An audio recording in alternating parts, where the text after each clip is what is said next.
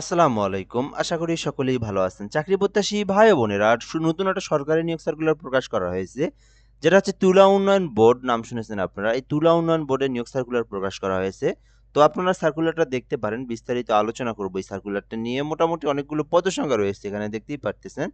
তো এই সার্কুলারে আবেদনের জন্য এখানে আপনার শিক্ষাগত যোগ্যতা, পদসংখ্যা, বেতন, তারপরে হচ্ছে আবেদনের জন্য যোগ্যতা সকল কিছু সুন্দরভাবে আলোচনা করব এবং আপনাদেরকে দেখে এবং বুঝিয়ে দেওয়ার চেষ্টা করব। তো অবশ্যই আপনারা ভিডিওটা সম্পূর্ণ শেষ পর্যন্ত দেখবেন তাহলে আপনারা এই সার্কুলার সম্পর্কে সকল তথ্যগুলো এই ভিডিওর মাধ্যমে আপনি জানতে পারবেন। আর আমাদের চ্যানেলে যদি নতুন হয়ে থাকেন অবশ্যই সাবস্ক্রাইব করে রাখবেন। আমাদের এই চ্যানেলে বাংলাদেশের সকল সরকারি যে নিয়োগ সার্কুলারগুলো প্রকাশ করা হয় এই চ্যানেলে আমরা আপলোড দিয়ে থাকি। যারা নতুন এসেছেন বা নতুন দেখতেছেন অবশ্যই আমাদের চ্যানেলের সঙ্গে সাবস্ক্রাইব করে যুক্ত থাকবেন। তো তুলা উন্নয়ন বোর্ডের নিয়োগ সার্কুলার প্রকাশ করা হয়েছে। তো ওয়েবসাইট হচ্ছে সিডিবি.গভ.বিডি, এটা হচ্ছে ওয়েবসাইটের লিঙ্ক। সো আপনারা এটাতে প্রবেশ করে বিস্তারিত তথ্য বা এই নোটিশটা আপনারা বা এই সার্কুলারটা দেখে নিতে পারেন। আচ্ছা, তুলা উন্নয়ন বোর্ড সিডিবি এর অধীনে রাজস্ব খাতভুক্ত নিম্ন বর্ণিত স্থায়ী পদসমূহে অস্থায়ী ভিত্তিতে জনবল নিয়োগের জন্য বাংলাদেশের প্রকৃত নাগরিকদের নিকট হতে অনলাইনে আবেদনের জন্য আহ্বান করা যাচ্ছে। অর্থাৎ বাংলাদেশের যে কোনো জেলার যে কোনো প্রার্থী যে কেউ চাইলে আবেদন করতে পারবে, নারী পুরুষ উভয়ে আবেদন করতে পারবে। আর আবেদন করতে চাইলে অনলাইনের মাধ্যমে এখানে ওয়েবসাইটের লিঙ্ক দেওয়া আছে, এই ওয়েবসাইট দিয়ে আপনাদেরকে আবেদনটা করতে হবে। এই বিষয়গুলো এখানে বলে দেওয়া আছে। এটা একদম সরকারি স্থায়ী একটা নিয়োগ সার্কুলার। তো ১ নম্বরে আছে উচ্চমান সহকারী, ৩ টি পদ রয়েছে। উচ্চমান সহকারী পদে আবেদন করতে শিক্ষাগত যোগ্যতা চাওয়া হয়েছে যেকোনো স্বীকৃতি বিশ্ববিদ্যালয় হইতে অনন্য দ্বিতীয় শ্রেণী বা সমমানের সিজিপিএতে স্নাতক বা সমমানের ডিগ্রি থাকতে হবে। অর্থাৎ আপনি যদি অনার্স পাস বা ডিগ্রি পাস করে থাকেন তাহলে কিন্তু আপনি উচ্চমান সহকারী পদে অ্যাপ্লিকেশন করতে পারবেন। এই পদে ৩ টি পদ রয়েছে এবং এটা হচ্ছে ১৪ গ্রেডের একটা পদ। তো এরপরে ২ নম্বরে আছে ৬০ মুদ্রাক্ষরিক কাম কম্পিউটার অপারেটর, এইটাও কিন্তু ১৪ গ্রেডের। তো ৬০ মুদ্রাক্ষরিক কাম কম্পিউটার পদে আবেদন করতে চাইলে করতে পারেন। ৩ টি পদ রয়েছে। আবেদনের জন্য যেকোনো স্বীকৃতি বিশ্ববিদ্যালয় হইতে অনন্য দ্বিতীয় শ্রেণী বা সমমানের সিজিপিএতে স্নাতক বা সমমানের ডিগ্রি থাকতে হবে। তো এটাতেও কিন্তু অনার্স বা ডিগ্রি পাস করলে আপনারা আবেদন করতে পারবেন। ৩ নাম্বার আছে ট্রাক্টর চালক, একটি পদ রয়েছে। তো এইটাতে আবেদনের জন্য শুধুমাত্র ৮ম শ্রেণী পাশে আবেদন করতে পারবেন। এখানে বলা আছে জুনিয়র স্কুল সার্টিফিকেট বা সমমান পরীক্ষায় উত্তীর্ণ। অর্থাৎ শুধু ৮ম শ্রেণী পাস করা থাকলে ট্রাক চালক পদে আবেদন করতে পারবেন। তবে অবশ্যই আপনাদেরকে ড্রাইভিং লাইসেন্স থাকতে হবে। যেহেতু ট্রাক্টর চালক, ড্রাইভিং লাইসেন্স থাকতে হবে। এটি হচ্ছে ১৫ গ্রেডের। ৪ নাম্বার আছে অফিস সহকারী কাম কম্পিউটার মুদ্রা খড়িক, ৬ টি পদ রয়েছে।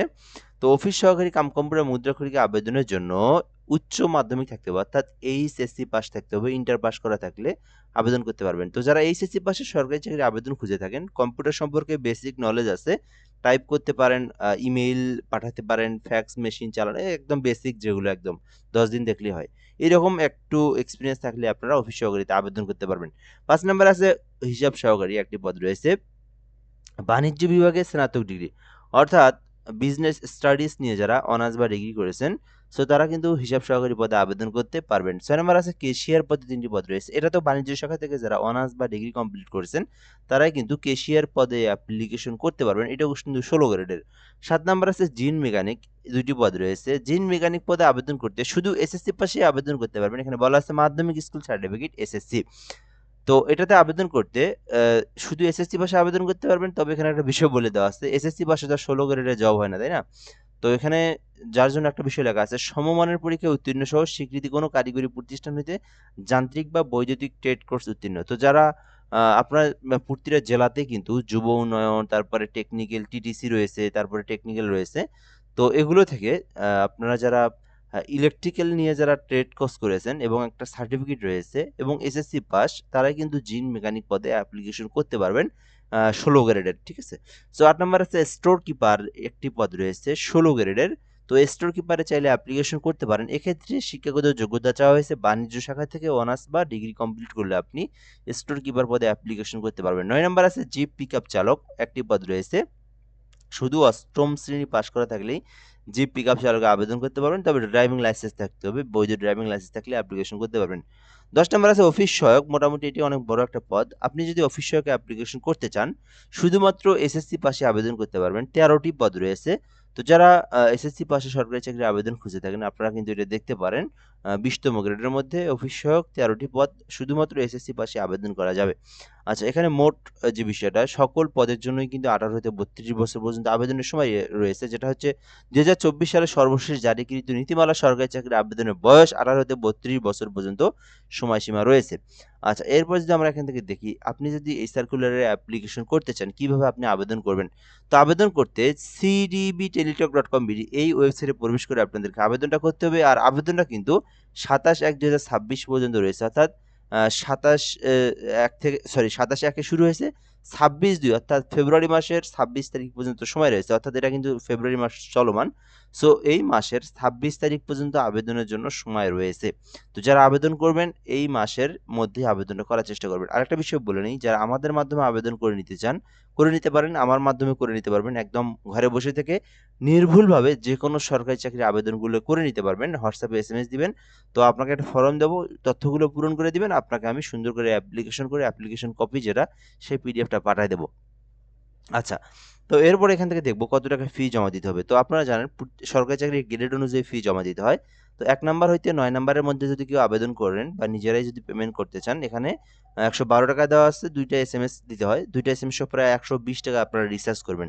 1 থেকে 9 নাম্বারের মধ্যে যদি আপনি ফি জমা দিতে চান, 120 টাকা রিচার্জ করবেন। আর 10 নাম্বার যেটা অফিস সহায়ক দেখলেন, ওইটাতে প্রায় আপনারা 65 টাকার মতো রিচার্জ দিবেন। তাহলে আপনি নিজেই ফিটা জমা দিবেন। তো কিভাবে ফি জমা দিবেন এটাও আপনাদেরকে দেখিয়ে দিচ্ছি। তো এখানে আপনারা এসএমএস আসবেন, মোবাইলের এসএমএস যে বক্স আছে ওখানে আসবেন। আসার পরে আপনারা টাইপ করবেন সিডিবি, লিখে আপনারা একটা স্পেস দিয়ে ইউজার আইডি লিখবেন। লেখার পরে 16322 নাম্বারে সেন্ড করে দিবেন। তো এই নাম্বারে সেন্ড করে দিলে কিন্তু আপনাকে একটা এসএমএস দেওয়া হবে। তো তখন কিন্তু আপনি একটা পিন নাম্বার পাবেন এরকম। তো পরবর্তীতে আপনাদেরকে আবার এসএমএস লিখতে হবে। সিডিবি স্পেস ইএস লিখবেন, লেখার পর পিন নাম্বার দিবেন। এই পিন নাম্বারটা এখানে টাইপ করে 16322 নাম্বারে সেন্ড করে দিলে আপনার আবেদনটা হয়ে যাবে। অর্থাৎ আপনার পেমেন্টের এসএমএস আসবে এরকম একটা, কংগ্রেচুলেশন অ্যাপ্লিকেট নেম আর payment complete successful for CDB application for, এরকম একটা আসবে। দেন আপনাকে একটা আপনার পেমেন্টের টাকাটাও কিন্তু কেটে নেবে, তখনই আপনার আবেদনটা সাকসেসফুলি সম্পন্ন হয়ে যাবে। তো আশা করি বুঝতে পেরেছেন এই সার্কুলার সম্পর্কে সকল তথ্য এবং উপাত্তগুলো। তো যারা আবেদন করতে ইচ্ছুক আবেদনটা করতে পারেন। তো এ পর্যন্ত এই ভিডিওটা, যদি এই সার্কুলার নিয়ে আরো কোনো কিছু জানতে চান কমেন্ট করে জানাতে পারেন, ইনশাআল্লাহ আমরা রিপ্লাই দিয়ে জানিয়ে দেওয়ার চেষ্টা করব। ভালো থাকবেন, আসসালামু আলাইকুম।